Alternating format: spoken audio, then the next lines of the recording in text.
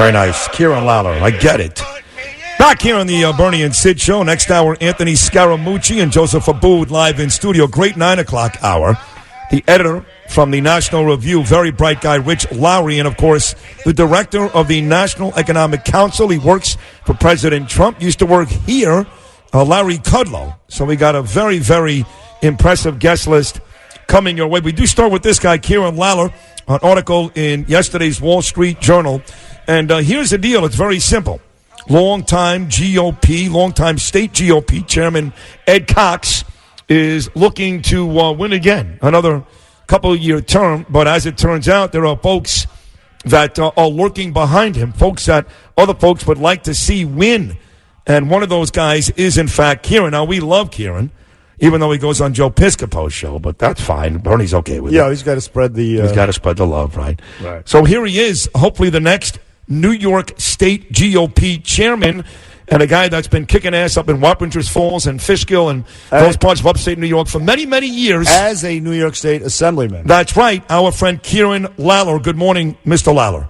Hey, good morning, guys. We got to keep this short. I have Joe coming up in a couple Yes. Is that cool? And by the way, Kieran Lalor is a Marine Corps Iraq War veteran, and that's why we played that music. I appreciate you putting that music in. I was worried I was going to have to follow R. Kelly there. You see what you did? Yeah. Now, what is it like, before we talk about this this big seat that we hope you do get, honestly?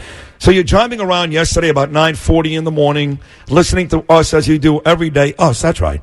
And all of a sudden, out of nowhere, I start to talk about you. Your Facebook post, Joe Piscopo. I know you're going to come off as, no big deal, I'm a big-time guy, I'm Mr. New York. But truth is, you were like, oh, my God, they're talking about me. How cool is this? Yeah, my friends were, I was listening. My friends were texting me. My older brother, Pat, who was a Marine also, he was coming down to throw you guys a beating for trash-talking little brother. Let's go, yo. We're here. We didn't go anywhere. No, it would be me. It wouldn't be Bernie. Bernie was actually defending you, saying, he can go on whatever show he wants. That's it was true. me. So direct your brother towards me. But on a serious note. I tell my wife this all the time. My only regret is there's only one me. That's right. There's only one you. But one you would be enough Too bad she doesn't agree, but go ahead. to take over for Ed Cox as a New York GOP chairman. We read the Wall Street Journal column. How serious are you about this? I'm very serious about it. I'm concerned about the party. I'm not looking to challenge Ed Cox. I think there might be a change coming up, and my view is if there's going to be a change, I'd be an excellent chairman. We live in a huge state. There's divides between upstate and downstate. Where I live in Dutchess County is kind of the mythical place where upstate and downstate meet. In the Republican Party, we have a lot of grassroots people, Second Amendment people, Tea Party people, and they're kind of divided from the actual Republican establishment. And I'm from those grassroots groups, but I happen to be in the Assembly now the last 6 years, so I'm in the grassroots, but I'm also in the establishment, so I can kind of expand the party by bringing those people into the Republican tent and get everybody pulling in the same direction. And, one thing that I think is a key, 25 years ago, 50 years ago, the Republican Party was the country club party. It was the party of Wall Street and the super rich. But that's not the case anymore. The Republican Party is the middle class party. Wall Street, big tech, big corporate leaders, they're all, for the most part, lefties. The Republican Party is the party of the working guy, the guy who's commuting right now, who's listening to your show. And yes, I'm in politics, but most people think of me as a guy who was a teacher, was a Marine, went to law school at night. There's a lot of people around here, they say, I didn't even know Coach Kieran was in politics. I thought he was just my son's Little League coach. And then I pop up on TV or on your radio show. And I think that's important to have a relatable face of the Republican Party to try to expand the Republican Party so that we can have victory on Election Day. You're absolutely right. Kieran Lalor, New York State Assemblyman, Marine Corps, Iraq War veteran. Look, under this guy, this Republican Party chairman that we have now, we just lost the Republicans just lost the state Senate. I mean, it's been shrinking. We had good men losing races left and right in the recent election. And, of course, the most recent was the special election for public advocate. But, look, so it sounds to me like you don't like Cox, and that's fine. But now, this Governor Cuomo, I mean, this is the problem here in this state. I mean, he was talking about he's serious as a heart attack about us losing revenue. And he seems to be stunned by it. We're the highest tax state in the nation. And so people are fleeing The makers are fleeing. The takers are incoming because he's giving away the store. And he's flummoxed that we're losing billions of dollars in revenue. I mean, that's the mentality that you have to deal with as a Republican Party chairman. You mentioned that Larry Kudlow is coming up later on in your show, and Kudlow was on the air in New York for years. He's been a voice on tax policy for years here in New York. There's no way that Governor Cuomo never heard if you tax people too much, especially people who at the higher end of the economic scale who are mobile, they're going to leave the state. He knew that. He kept doing it, and he hoped that the day when the shortfall would really occur was well into the future when he was not left holding the bag. Well, he's holding the bag. He chased out all the high earners, many of the high earners, and he caused this problem. And it's his job to fix it. There's plenty of fat in the budget that we could fix. Our budget is bigger it's almost double Florida, the state of Florida, and Florida has a bigger population than us. I'm sure you guys talked about it. Yes. AOC's Mama OC down there in Florida, she could pay $10,000 in Westchester and Yorktown, or she could pay $600 a year on her house and property taxes. So, I mean, you do the math there. That's why there's a massive exodus. The governor doesn't want to address the problems that lead to that.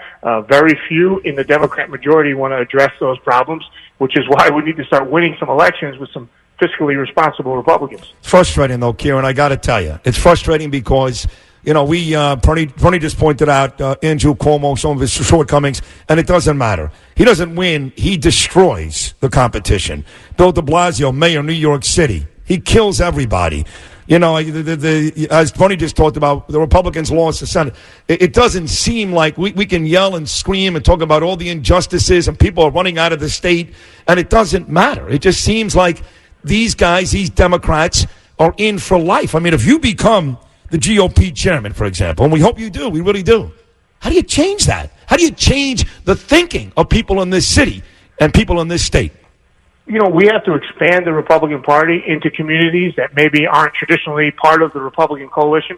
There's a thing going on in New York City where Mayor de Blasio wants to discriminate against Asian American kids because they score so high on the test to get into Bronx Science. Jews too, by the way. You could add them too. We're Jews too. But go ahead. Yep. And there was a great article in the paper, and they compared it to Harvard back 100 years ago. They didn't want too many Jews in Harvard. You're 100% right. Yep. And we have to say to those communities who liberals are hurting, who liberals are discriminating against, who liberal policies are making their lives less prosperous, hey, you're home with us. If you want economic liberty, if you want someone fighting to make your paycheck bigger by giving you more of the money that you actually earn and less to the government, we're the party for you. Get over any past, beefs you might have had with the Republican Party. This is a 21st century Republican Party that is welcoming to anyone who wants to work hard and fight for individual rights, and that's what we have to do. We can't just stay with the group that we have now. We're going to continue to get beaten. We need to grow, and we have a message that is economic opportunity. President Trump says it all the time. Hispanic Americans are better off economically under Trump. The Black Americans, go down the list. Veterans are better off economically. Everybody's better off economically with these policies. We just have to convince everyone and make that connection so that they realize that when they're at the ballot box. That's what it's all about, Kieran, Assemblyman and, Kieran. I mentioned President Trump just a second ago, and one thing that whoever is the Republican chair in the next year has to do, you have these snot-nosed never-Trumpers like Bill Weld, maybe the governor of Maryland, who nobody ever heard of, who are thinking about primarying President Trump just to embarrass him. They know they're not going to beat him. 90% of Republicans support the president. So we need people in leadership positions that are going to really stand up for the president here and say, hey, yes, you can run your nuisance campaign here, but you're going to get embarrassed and you're not going to find any critical mass of voters here, and really make sure we stand up for the president, because the president has faults, as we all do, but my belief is he's the last best hope for this country. And if things go the other way and there wasn't a President Trump in there stopping some of these crazy policies, especially as it relates to immigration, it's game over for the USA. Exactly right. And in the minute we have left, Kieran Lalor, again, citing President Trump, the deregulation in this state, in New York, we could be fracking. We could have gas pipelines. We could be economically doing better. But the mentality is, no, that's bad for the environment. Screw the people of New York. Screw the people of upstate who need the jobs. I mean, that mentality is holding us back.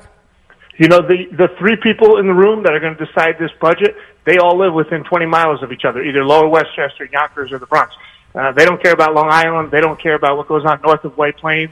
And we need policymakers who do care about all of us who live outside that little, small metropolitan bubble. Jimmy Vilkine's column, once again in the Wall Street Journal, is titled, After Blue Wave, New York GOP Chairman Vies to Retain His Seat.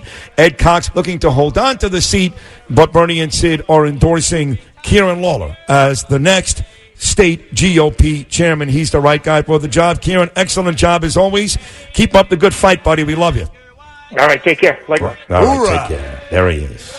Marine hero. He's a good man. Good man. We need more people like him. Right. All right, Errol Lewis, he ever serve? Not that I did, but. He served. He got served. Many, many times. By the way, he grew up in New Rochelle. Yeah, I know. Not New York City. I know. Real tough guy. We'll take a break. We're coming right back. All right. Bernie and Sid in the morning.